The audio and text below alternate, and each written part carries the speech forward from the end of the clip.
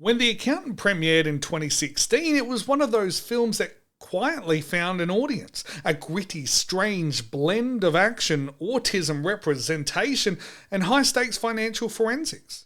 It wasn't a masterpiece by any stretch of the imagination, but it was memorable, mostly because of how unexpectedly well it balanced those elements. You fast forward nearly a decade and now we have The Accountant 2, a sequel that nobody really asked for, and frankly it plays exactly like that.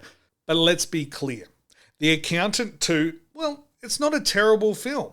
It's certainly watchable, it occasionally is entertaining as well, and it knows its audience and leans heavily into the stuff people seem to like the first time around. The slick action sequences, emotionally distant protagonists, and a lot of guns. But the problem is it doesn't bring anything new to the table. It's less of a continuation and more of a remix, a recycled package of familiar beats padded with shallow plotting and just enough glossy production to justify a theatrical release. But this time, the brothers are goofy. Let's dive in.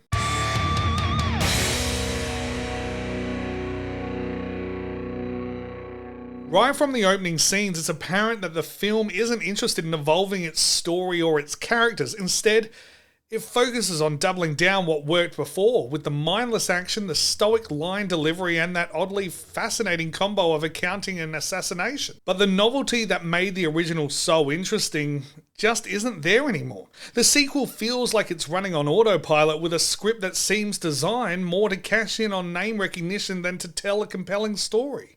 The plot itself is thin, almost laughably so, and feels so oddly reminiscent of those chaotic, over-stylized mid-2000s Charlie's Angels movies, all down to a voice guiding the heroes to the answers with clues and tips. It's loud, fast, and desperately trying to be cool, but under the surface, there's not a lot of substance. It lacks the depth or suspense to make you care about what's actually happening and instead offers a barrage of shootouts and dramatic one-liners to keep the pace moving. It's kind of what some would expect. I just expected a little bit more. I wanted the characters to evolve, not change into where they're riffing on each other and making jokes all the time. Ben Affleck reprises his role as Christopher Wolff, the autistic assassin with a gift for numbers and violence. His performance is fine, I guess. Affleck doesn't phone it in, but he's clearly just coasting through familiar territory. The character hasn't grown or changed in any meaningful way, and that makes him feel a little hollow this time around. The emotional restraint that was felt in the first movie now just feels repetitive. Jon Bernthal returns as Braxton, Wolff's equally deadly brother, and again, solid actor. I really like him. Decent performance here, but there wasn't too much meat on the bone, and I'm talking about the character because Bernthal is jacked. Bernthal has the intensity and charisma to elevate almost any role, but there's only so much that he can do with a character that feels more like a trope than a person. But I need to say that both actors deserve credit for doing the best with what they were given. They commit fully, but they're trapped in a story that's more interested in violence and action rather than character development. If you're here for the action, The Accountant 2 does deliver. It's The Accountant 1, but a little bit goofy, if that makes sense. The choreography is tight, the gunplay is brutal, and there are definitely moments that will scratch that shoot 'em up itch. But it's also action for the sake of just being an action. Rarely meaningful, often excessive, and used mostly to distract from how little else is actually happening.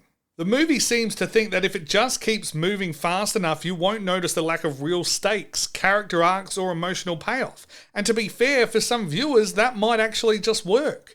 It's the kind of film you can just throw on and enjoy in the background, just don't expect it to linger in your mind afterwards. What The Accountant 2 ultimately highlights is a larger problem in Hollywood, the increasing reliance on franchises, sequels, and safe bets over original storytelling.